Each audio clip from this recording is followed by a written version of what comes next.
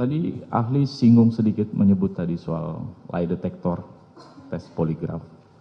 Yang lalu dalam perkara ini juga salah satu bukti yang diajukan adalah terkait dengan hasil tes poligraf, saudara ahli. Ini terkait dengan mekanisme pembuktian.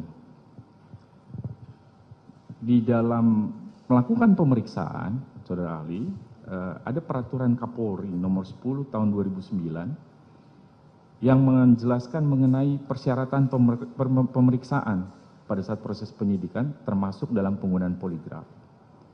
Dalam salah satu ketentuan pasalnya di pasal 13 diatur bahwa tes poligraf itu harus dilakukan terhadap si terperiksa dalam keadaan bebas, tidak dalam tekanan. Kemudian harus ada pemeriksaan medisnya, juga laporan psikologisnya, baru bisa dilakukan tes. Dari proses itu, apabila proses itu tidak ditaati sesuai dengan ketentuan di peraturan Kapolri nomor 10 tahun 2009, apakah kemudian hasil poligraf bisa digunakan sebagai bukti yang sah untuk membuktikan di pengadilan? Mohon penjelasan dari ahli. Baik.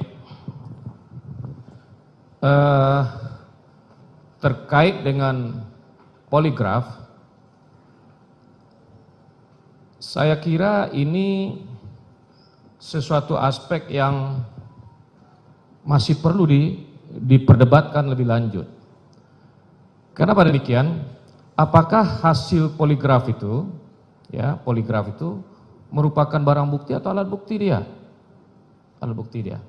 Ada yang menyebut poligraf itu adalah alat bukti, ada yang menyebut sebagai barang bukti.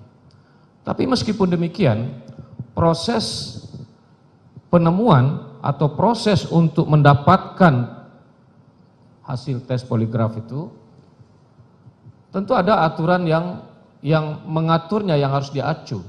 Ada standar prosedur yang harus diacu. Seperti tadi saudara penasihat hukum menyebut ada Perkap Polri, Perkap Kapolri, yang mengatur tentang dengan cara bagaimana orang diperiksa.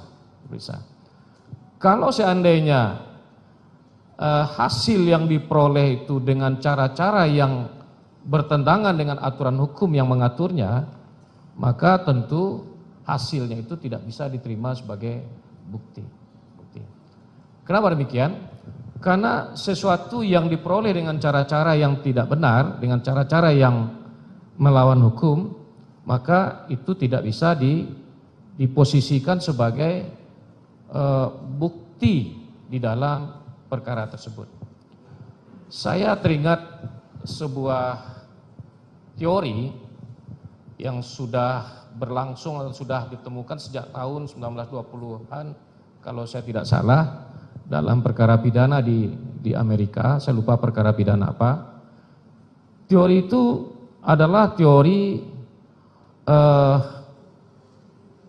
the fruit poisonous tree, teori buah dari pohon yang beracun. Jadi kalau seandainya pohonnya beracun, apapun yang dihasilkan dari pohon yang beracun itu pasti akan beracun juga.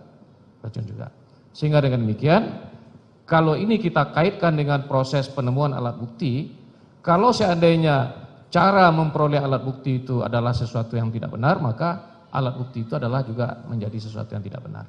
Demikian. Boleh dilanjutkan sedikit, Prof. Konsekuensinya apa kalau kemudian itu menjadi alat bukti yang tidak benar dalam konteks mempertimbangkan nanti dalam pemidanaan? Konsekuensinya apa ini, Dok? Apakah tetap bisa digunakan atau harus dikesampingkan dari pertimbangan? Kalau itu disimpulkan sebagai sesuatu yang tidak benar karena cara memperolehnya bertentangan dengan aturan, maka tentu kalau seandainya dia diposisikan sebagai bukti, tentu dia tidak bisa diterima sebagai alat bukti yang sah. Harus dikesampingkan. Baik, terima kasih, Prof. Jangan lupa like, subscribe, dan share ya.